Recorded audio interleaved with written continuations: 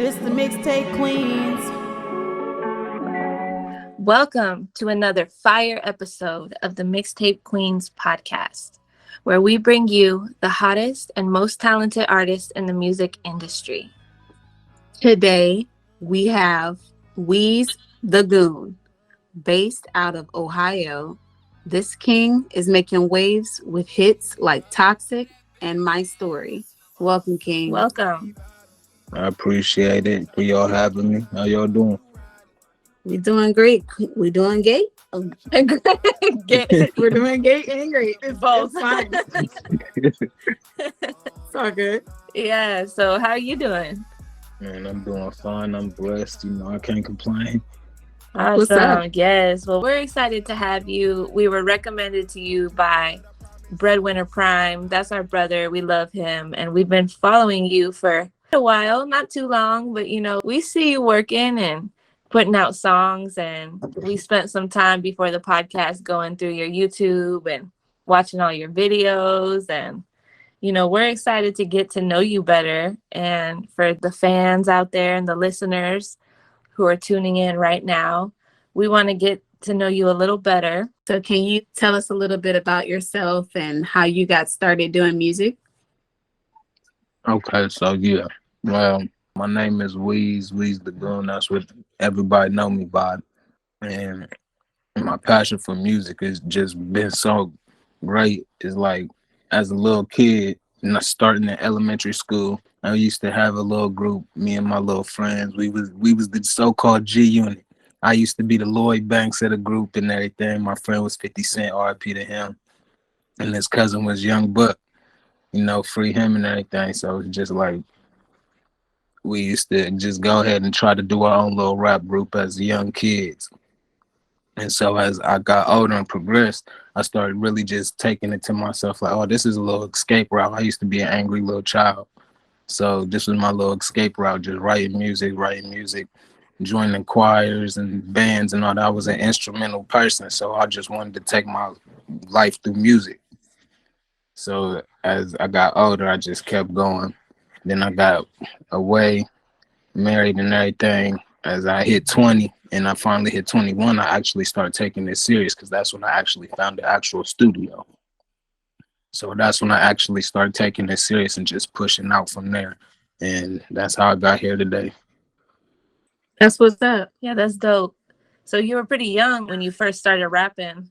And how old were you when you really decided like, wow, I could do this. I can take it serious? I think I was 17. And I was just like, man, I actually really can rap. But, as I got older and all that, I started singing and I just progressed. And I was just like, you know what, I'm an artist since I could do it all. So it's just like, I might as well just keep it going. Be the talented one out the family and just keep going. So I say it was about 17 when I realized like just keep going. Wow. So you were so young and you've been getting better as you go, right? We progress in our artistry. We were just listening to one of your videos that was my favorite one. I think it was called My Story. Mm-hmm. Yeah, that was my favorite one. I just love the inspiration behind it and the message. Can you tell us a little bit more about that song? That song is actually like, yeah, I love it myself just because it's stuff that I used to go through and that I know that nowadays people still can relate or they don't went through that. So it's just like, why not put my life into that perspective and give people an actual look inside of my life on who I am for a little bit, on why I am the way I am, on what you feel me, like give them perspectives of, oh, okay, I see why he act the way he act, or I see why he an introvert in certain situations, or dang, it's hard for him to love me for it because of the shit that I done been through. Like, excuse my language, I apologize. I don't know if we can cuss or not, but I do apologize. So you're good. But that's just where I was going with it. Like, just giving your life on what happened, and just if they mess with it, they mess with it. If they don't, they don't. Like, because it's just everybody, male or female. It's not just for males, as certain people make songs. My songs really be for everybody, no matter if I'm talking about a male or a female, just because it's life. Everybody in that life goes through certain situations that I done said in that song, no matter if they're gonna speak on it or not. That's why I pushed it out there. Yeah, for sure. Yeah, I'm glad that you did because that song is so good. I honestly, I'm curious to find out what was some of the reactions to that song. Like, how did people react to it? A lot of people just tell me like it's hard, they could relate to it. I only really got one bad review on it because I understand if you're so used to all the promoting of gun violence and all, that's not gonna grasp you. So I don't expect it to grasp everybody because my music is not gonna be for everybody. It's either you like it, you like it. If you don't, hey, I don't care. Yeah, I think maybe that person might have had some bigger walls put up. Maybe they haven't been introspective into the way that they're looking at life, and maybe they're suffering. Who knows? Maybe they just don't have time for inspiration. But I'm telling you, that song really inspired me. Mm-hmm. It's really a special song, and I encourage everybody right now to go stream it. It's Weez Tha Goon, WeezThaGoon, Weez Tha Goon, on YouTube, on Apple Music, Spotify. It's called My Story. Okay, so let's take it back a little bit, rewind back to when you were 17 and you started realizing that music was a calling for you. What have you been doing since then, and what are some of your accomplishments since that time? Well, my accomplishments with the music is me actually like, okay, so you know how they would say who would you sign to and all of that at first when you start doing music. Before I was rocking with Gates and all that. It was Gucci, so I would be like, man, they do got a hard little squad. Because I grew up on the Gucci era, but my favorite rapper at the time was Slim Duncan. R.I.P. to him, you feel me? So it's just like, if he did it, if he came out the street way, like I'm in the street, so and it's a way out, why not it be a way out for me? So I'm 17 at the time.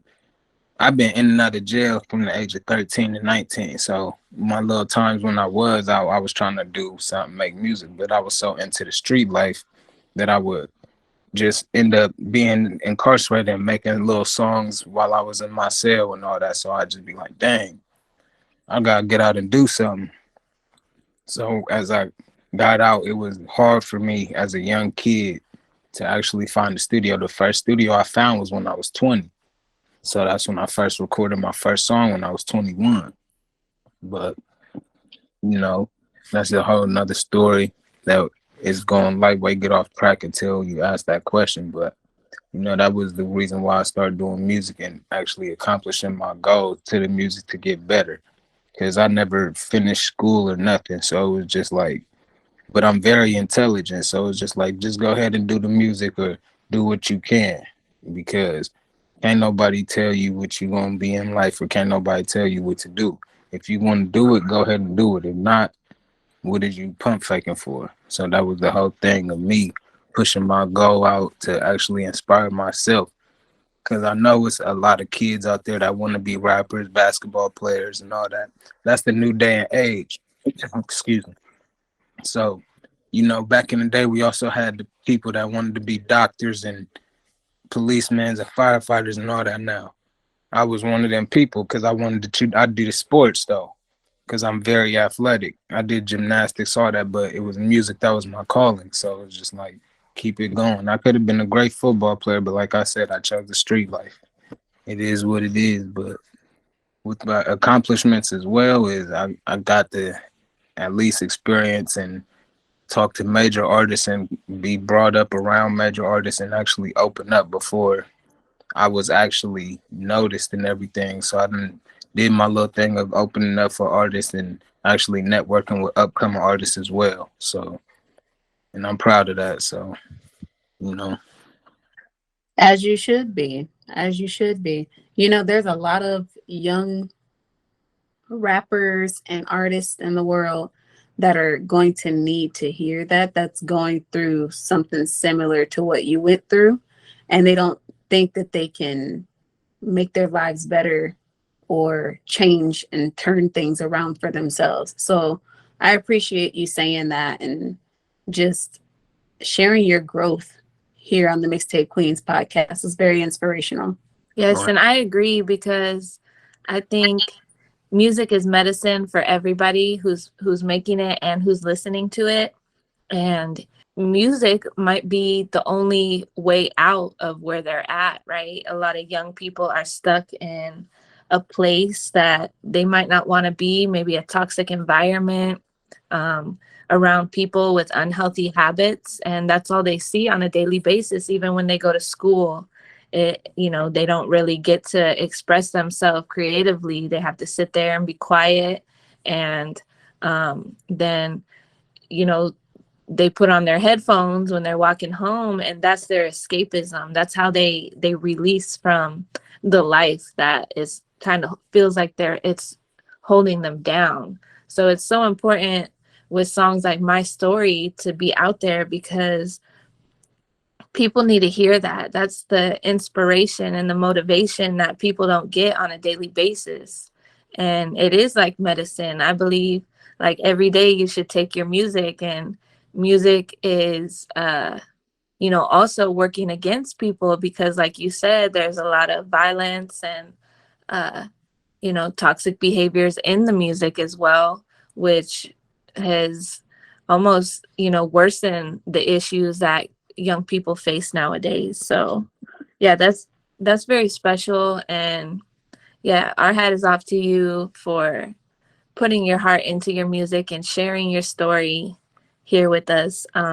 So since you started, well, why don't you go ahead and tell us the story? You mentioned the story of you recording for the first time when you were 21. Can you tell us more about that? Yeah, so at that time, now, okay, so I'm 21 and everything. Now I'm out of, you feel me? I'm a couple years now. I'm in the, rocking with Gates and everything. So, but I'm doing my own thing and everything. This is when Gates is still coming up and everything before he dropped By Any Means and everything. So I'm still doing my little thing. Now I find the studio. I go to this little community college out in New Mexico. My friend like, yeah, oh, I know this little studio and everything that I go to. So I'm like, oh, that's what's up. I'm about to have to check that out with you. So I take it serious though. So I'm like, yeah, where that studio? He sent me the address. I finally go and boom, that's when you feel me? I met the dude named Jose. He was a real good friend. He passed away, RIP to him. He had cancer problems, liver problems. He was always drinking. So, but he was a good man. I had built a good bond with him, a good friendship with him and everything. So he started letting me come and record by myself and everything. And to that point, we just started getting to it. And it was just like, all right, I found this little beat. And I had did a little remix to Slim Duncan's Blind Side. That's all on SoundCloud. It's Weez Tha Goon as well. That's where actually you could find all my first music from when I did record at that studio to now. So I still go back and listen to it. Like I done came a long way. Like, but that was it's called Pussy Nigga Scheming. That's the first song I've recorded ever. And it's on SoundCloud, like I said, but that was the first ever song I recorded when I went to that studio. It was called Studio 5 when I went to that studio and recorded, and I was 21. So that was that. It was fun though. I enjoyed myself, and I made a lot of little great upcoming songs that could have been something if I really would have just pushed it out there, because that's when SoundCloud was popping. That's all I knew about on how to get music out. So fast forward now, you've been doing this for a while, and you've you've transformed so much since then.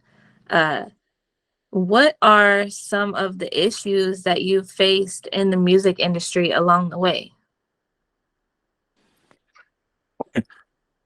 Being played out of a contract. That is the most issue as an artist that I dealt with. I done been played out of 3 contracts, and I'm not going to speak on who did it, because at the end of the day, they know who they is. I just hope as artists, as young artists too, that they actually go over paperwork, get a music lawyer and all that, so it could go over the contract, see if it's fraud or not fraud, and everything that is supposed to be true is true, and that is factual and not fake. So that is the biggest and main issue that I've ever had as an artist. Everything else is a piece of cake. Yeah, it's gonna be times where you don't want to pay for a feature or whatnot, but that's the way to get a network going. So if people do want to do music and they be like, oh, well, I got to do this with this person, just know that person may charge you. They might not charge you a lot, but they gonna still charge you because it's all a part of the business. So that's it. That's all the advice that I would like to give, is just watch out for the contracts. Yes, that's a big red flag when young artists are out here, making noise, and, they might be pretty good in their city or their neighborhood. And these big record labels or people with the money want to take advantage of that. And, they put a whole bunch of words together that someone might not understand. Even there's a lot of things that they put in there, like, right, we've heard of the sunset clause. And they kind of get to still make money off of your music even after your contract ends because of the sunset clause that's inside of the contract that you didn't know about. So we definitely have heard some real horror stories when it comes to contract deals. So, and I'm sorry that happened to you 3 times. Like, that's why it is important that there are artists like you that come on and give like a warning to these kids that don't know. Right. Yeah. So everyone who's listening, be careful, because there's people out there who want to take advantage and use your talent to their benefit. There's a lot of greed and snakes in the grass. So yes, just tread lightly when it comes to a contract. Get you a lawyer, like you said, and find you some help before you sign anything. I think that's great advice. So thank you. Yeah, so now fast forwarding to now and looking towards the future, we want to know what's in store for you. What's in store for Weez Tha Goon? What can we expect? Do you have any upcoming projects, any collaborations? And what are some of your future goals for your music career? Okay, see, now you're asking for too much. I'm playing, but look, okay, so look, my project that I do got, I'm working on, it's still getting built. Well, every song is done, but I'm just making sure all the stuff is where it needs to be. Saying that is going to be called Industry Ready, and every song on there it's a different vibe. But one of the songs that is your favorite, My Story, is on there. So I just had to drop the video first. That's what I was getting to. I got plenty more songs, and I got a feature. Well, I got a couple features, but of course I got another feature with my brother Ron for the Who I Want. I ain't really put that out yet, but I'm gonna go ahead and get that out there. So, and I'm gonna end up shooting a video for that.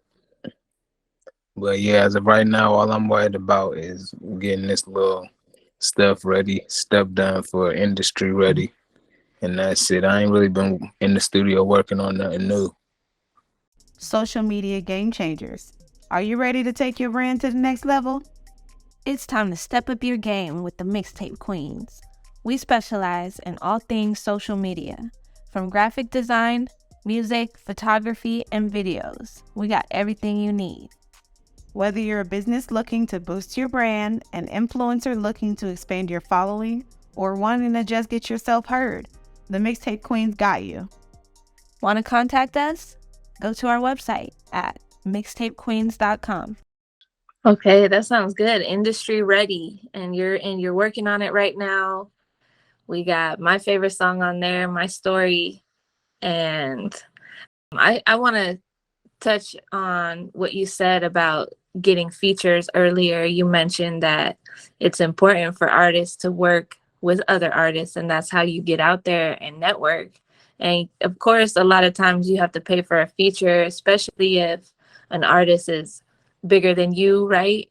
Or even small artists, they might charge a little 200-300 or whatever it is. And I think it's important to support people's artistry and the time that it takes to write a song and record it.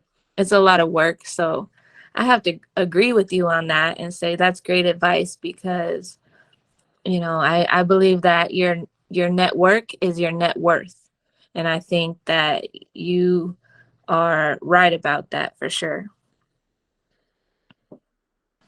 Yeah, that's the biggest thing with it, with a feature, because once you pay that feature and when it all falls through, you're gonna feel good about yourself at the end of the day. Because not only are you, with the little exposure that you do have, with that other artist's exposure, they're gonna wonder who you are. So you're gonna also network. Like everybody used to wonder, like, bro, get on Twitter. Man, I'm on Instagram. I like Instagram. That's where I actually could network with people. And people on Twitter, yeah, you may sometimes click with them and all that, but half of the time you're not really getting through to them. That's why if you really gonna do some networking and you see little promotional packages, or they telling you to tap in and get with them, or they doing deals, take advantage of it. Go ahead and invest in yourself, because if you don't invest in yourself, nobody else is, and you're gonna wonder why you're still stuck in the same spot. So with that advice that I'm giving for all artists, invest in yourself properly. That's all you gotta do. Just invest in yourself properly. Yes, absolutely. Invest in yourself, not just money wise, but also time wise. Invest your time into yourself. And like you said, it's kind of like politics. Like when a politician goes on a campaign, they're out there shaking hands, meeting people, taking pictures, doing autographs, whatever they got to do to get some exposure. And, maybe some people are out there watching the fake news and they're too concerned with who the president is, if they're Republican or Democrats. And my advice is to be the president of your own world. And that's why here at the Mixtape Queens, we call everybody on our podcast kings and queens, because we are the rulers of our own world. And it's very important that people hear this advice. So thank you for coming on here. You've given us a lot of motivation to run with. I know somebody out there is listening and probably needs to hear it. So thank you. And is there any other advice? We're really here on the Mixtape Queens trying to build people up and give them something to leave with that's going to inspire them. So is there any other advice you have for young artists or anyone out there who needs some motivation? All I really gotta say is just believe in yourself. Because if you don't believe in yourself, like I said, nobody will.